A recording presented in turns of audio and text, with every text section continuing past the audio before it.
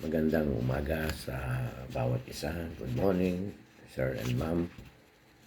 As per directive by our first sergeant, ay nagkaroon tayo ng time with the Bible. Hindi ako pwede ng face-to-face dahil ako ay pupunta sa isang lugar na naimbitahan na umattend ng isang mission conference. Pero ayokong ito ay mailiban at hindi kayo masyaran ng salita ng Diyos. So, this is our time with the Bible. At guys, gusto ko i-share sa inyo ay nasa Book of Hebrews, chapter 13, verse 5 to 8. At ito ang sabi ng Bible. Babasahin ko sa inyo sa Tagalog. At ito ang nilalaman ng Hebreo, Kapitulo 13, talatang 5 hanggang 8. Hayaan ang iyong pakikipag-usap ay walang kasikiman at masiyahan sa mga bagay na nasa inyo, sapagkat kanyang sinabi, kailanman ay hindi kita iiwan ni pababayaan man, upang ating matapang na sabihin, ang Panginoon ay aking katulong at hindi ako matatakot kung ano ang gagawin sa akin ng tao. Alalahanin ninyo ang mga namumuno sa inyo na nagsasabi sa inyo ng salita ng Diyos. Ang kanilang pananampalataya ay sundin na sinasaalang-alang ang wakas na kanilang pamumuhay. Si Jesucristo, siya rin kahapon at ngayon at magpakailanman. Ang sabi dito sa huling talata, si Jesucristo ay siya rin kahapon at ngayon at magpakailanman. Kung sasariwain natin o alalahanin natin ang mga ginawa ng Diyos noong unang panahon, ay masasabi ba natin na ito pa rin ay pwedeng mangyari sa panahon natin ngayon? Things that happened in the past, mga miracles nangyari noon. Alam niyo ba nung panahon ng mga Israelites, sila ay tumawid sa Red Sea na ito ay dahil sa miracle ng Diyos para sila makatawid doon sa dagat. Ito ay hinawi ng Diyos at sila ay nakatawid, naglakad sa tuyong lupa hanggang sila makarating sa kabilang pangpang. Ganoon ang naranasan nilang miracle noong panahon na yon. Maraming miracles. Meron pa isa. Nung sila'y nasa wilderness na, ay nagutom sila. Binigyan sila ng Diyos ng mana. Ibig sabihin, sabi sa Biblia, ang mana ito ay angel's food. Ibig sabihin, nagkaroon ng pagkakataon na sila ay makakain ng pagkain ng mga anghel. So, ito yung nangyari noon. Ang tanong, ito pa rin ba'y pwedeng mangyari sa panahon natin ngayon? Sapagkat yung talata, binasa, si Jesucristo ay siya rin kahapon at ngayon at magpakailanman. Ang pwede nating itanong sa panahon natin ngayon ay, why these things are not happening today? Bakit ang Diyos ba ay Diyos lang nung kahapon? Hindi ba siya Diyos ngayon? It seems something happened why we are not experiencing miracles today. why we are not experiencing the hand of God, and it seems nowhere. The scarcity of food, bakit maraming nagugutom ngayon, and many other things. Tatlong bagay ang gusto kong i-share sa inyo, sir and ma'am. 3 things we need to look into so that we can experience the presence of God, we can experience the provision of God, and we can experience the power of God, and of course, the miracles of God. Tatlong bagay lang. Una, na hindi ito nagagawa ng maraming tao is to call upon Him o tumawag sa Kanya. May mga tao na masyadong believe sa sarili, masyadong believe sa kanyang kakayanan, kaya bakit pa siya tatawag sa Diyos, ay kaya naman niya. Pero ang sabi dito sa Jeremiah 33:3, call unto me, and I will answer thee, and shew thee great and mighty things, which thou knowest not. Ang sabi dito ng Diyos, tumawag kayo sa akin, at ako'y sasagot, at ipapakita ko sa inyo ang mga kamangha-manghang mga bagay na hindi nyo pa nalaman. Ano lang ang gagawin? Tumawag sa Diyos.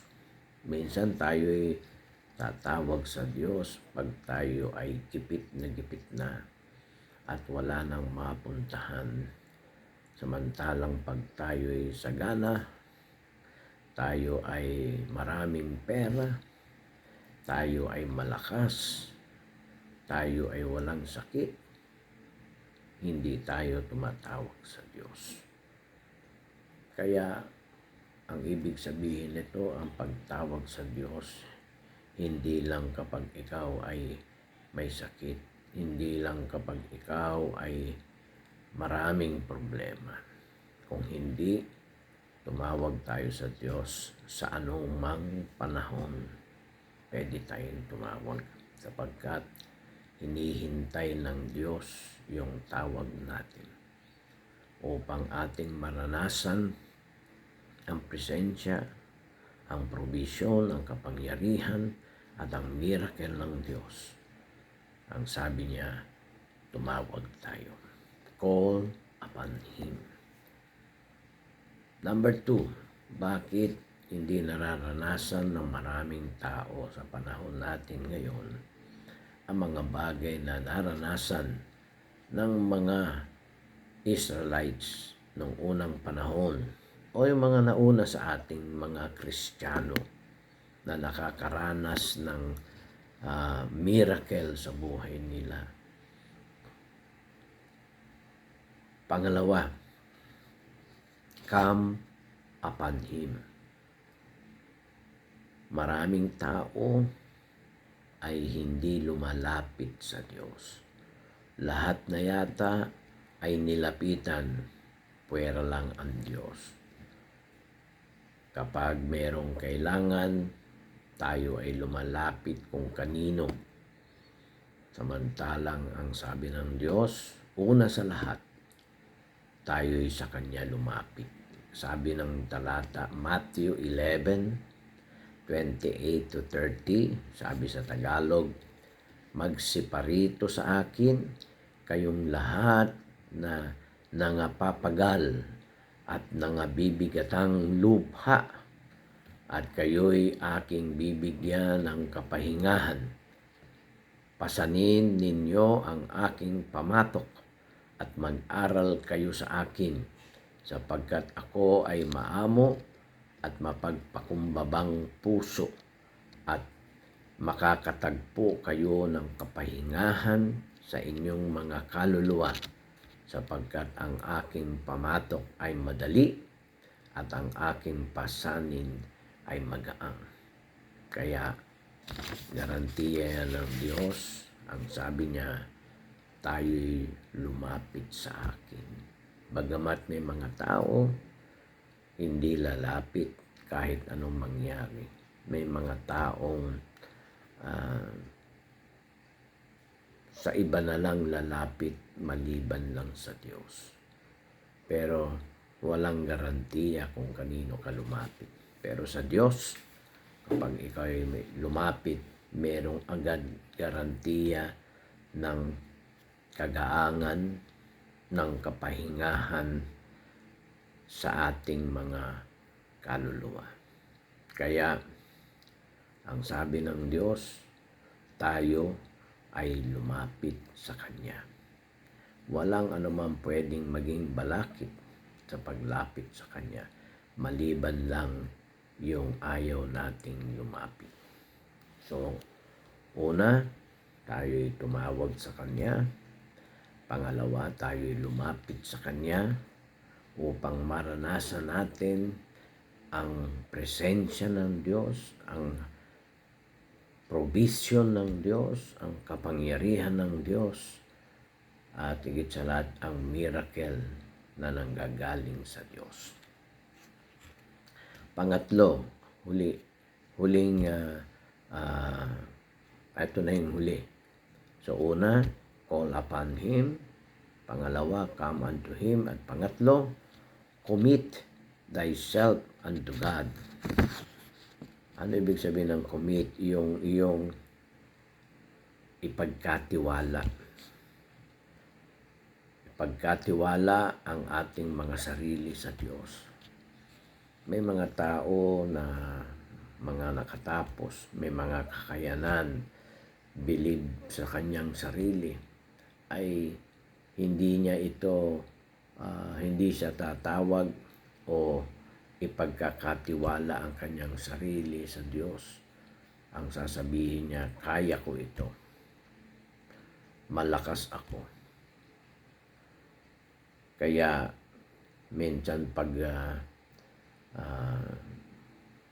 nasa peligro na, huli na ang lahat. Pero ito, sabi niya, commit thyself unto God. Ang sabi sa Job, chapter 5, verse 8, sabi dito, ako'y hahanapin sa Diyos, at sa Diyos ay aking ipagkakatiwala ang aking usapin. So ano mang mga usapin o mga balakin tayo, meron tayong gustong gawin, ipagkatiwala natin sa Diyos. At sigurado, tayo'y Kanyang pangungunahan. Another thing, sa pagkakatiwala natin sa Diyos, sabi sa Psalms 37:5, ihabilin mo ang iyong lakad sa Panginoon, magtiwala ka rin sa Kanya, at Kanyang isa sa katuparan. So, ang sabi niya, ihabilin natin anumang yung lakad natin ngayong araw o mga gagawin natin. Meron tayong malaking tasks na gagawin ngayon sa kampo o dyan ngayon sa kampo, ay ipagkatiwala natin sa Diyos ang lahat.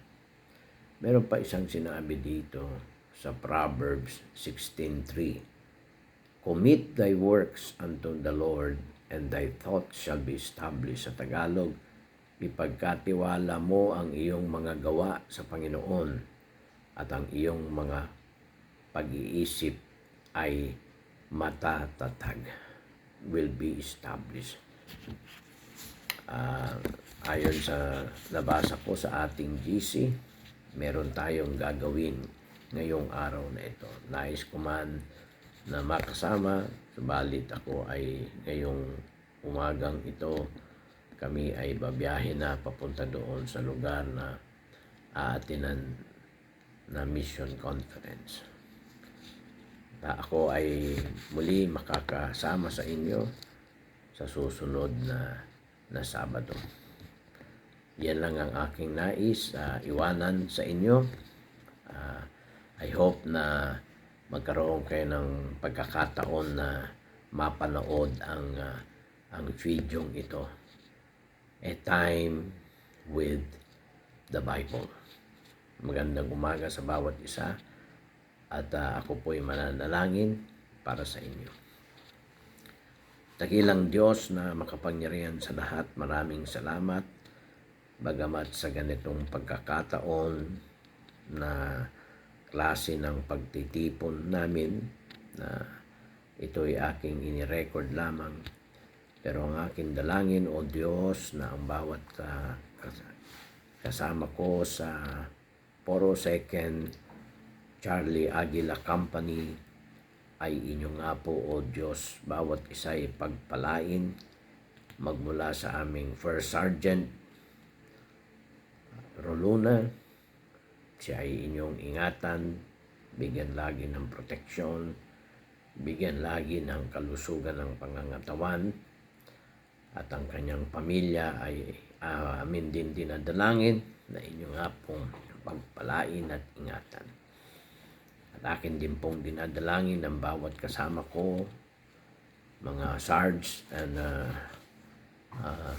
mga PFC, mga private, o bawat isa na kasama ko sa Charlie Aguila Company. O Diyos, bawat isa ay inyong pagpalain.